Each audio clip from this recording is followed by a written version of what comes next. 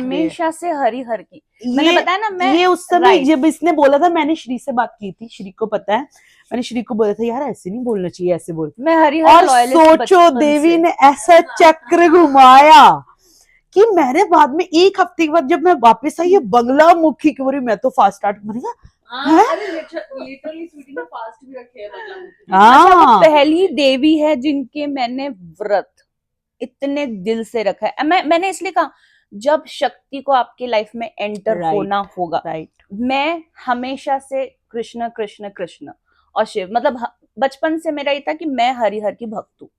मुझे ये था, मैंने क्या बोला, देवी थी but I was never attached, और कि एक बोलते ना देखकर आपको होगा कि अरे यार बहुत वाओ। मैंने बोला ना, मंदिर जाती थी, माथा टेका चलो, मेरे हृदय में बस हरिहर का वास था उस समय, ठीक है।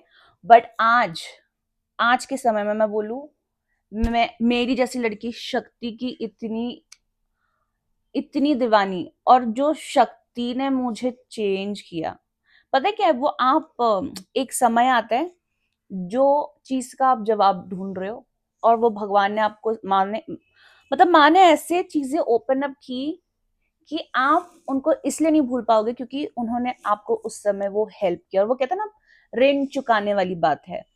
तो मैंने उस दिन कसम खाई, मैंने नाक रगड़ के माफी मांगा था गाइस। तुम लोगों को मैं सच्ची स्टोरी बताओ, मैं मेरी जैसी लड़की कभी दंडवत प्रणाम नहीं डालती है, नेवर इन लाइफ।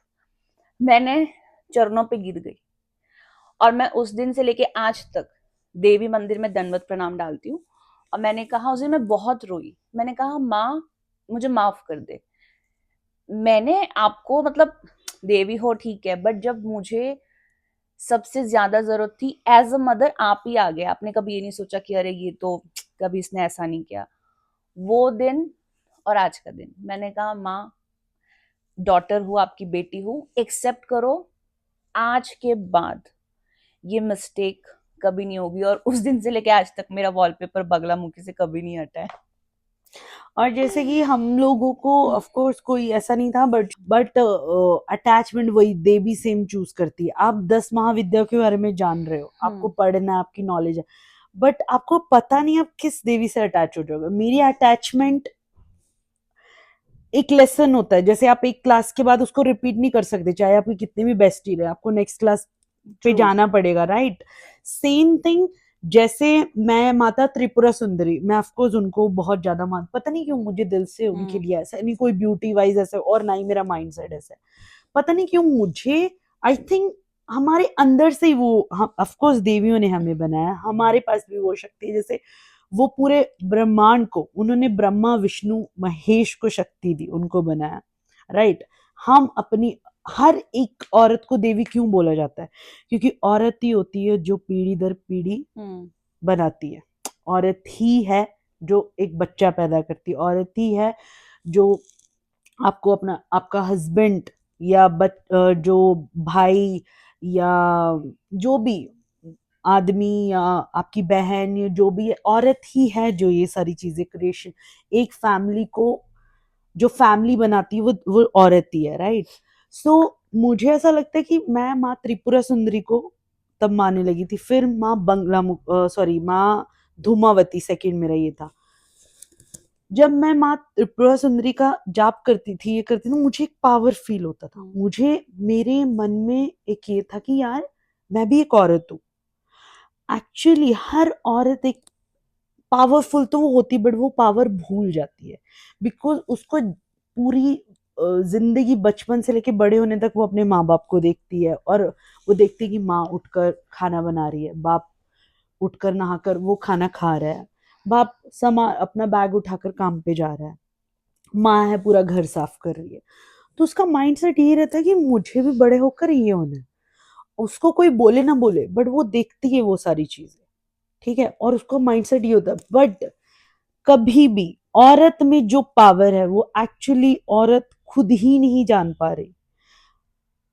आज मैं देखती हूँ माँ त्रिपुरा सुंदरी, ब्रह्मा विष्णु महेश तीनों, मतलब उन, कोई भी उनको ज्ञान या कोई भी चीजें जिनका उनको आंसर या कोई डिसीजन लेना है, माता के पास ही जाता है, राइट।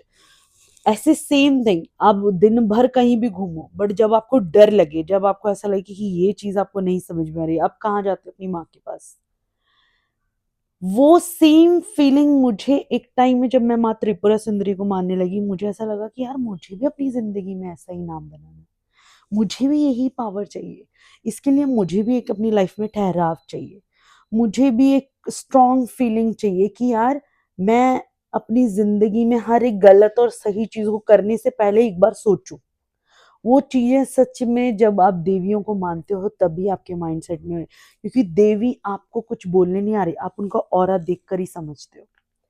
उसके बाद मेरी जिंदगी में आए मातंगी देवी।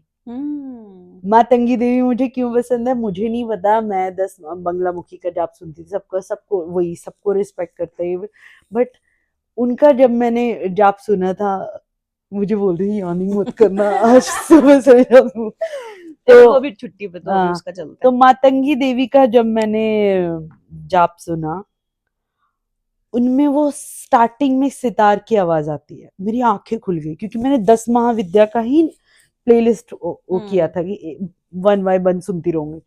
जब मातंगी माता को मैंने सुना, मैं बैठ गई, मैंने कहा, और मैंने देखा उसके बाद मातंगी माता का रूप, ग्रीन कलर और वो पैरेट, तो मैं इतनी अट्रैक्ट हुई, और वो म्यूजिक, मातंगी माता का जो सितार जो बजता है, मैं इतनी अटैच हुई, और मुझे इतना मतलब उनके साथ, मुझे नहीं पता और ना ही मुझे जानना है कि मतलब इन चीजों में कि लोग किस लिए मानते हैं किस लिए नहीं। मुझे वो जो रॉ जो फीलिंग है ना, वो यही है कि मैं ना उनसे ऐसे अट्रैक्ट हुई, वो म्यूजिक, और उसके बाद जब मैंने उनका रूप देखा, वो पूरे ग्रीन कलर के, वो पैरेट और वो म्यूजिक जो सितार बजता है, मेरा मन करता है मैं दिन भर वो सुनती रहूं। तुम्हें तो माता सरस्वती भी बहुत पसंद है ना, ऑफ कोर्स, प्रिय, तो बाद और में मातंगी उन्हीं का स्वरूप तो है। ट्रू। मुझे मतलब 10 महाविद्या में माँ त्रिपुरा सुंदरी, और सेकंड मातंगी माता, और बंगला मुखी, बाकी सबकी मैं रिस्पेक्ट करती हूँ, बट एक होता ना शायद मेरी क्लास, अब अभी मैं फर्स्ट त्रिपुरा सुंदरी, सेकंड मेरी मातंगी माता में क्लास की, शायद मेरी अभी वो उनको जानने की या वैसा मेरा भी मन बन चुका है, तो या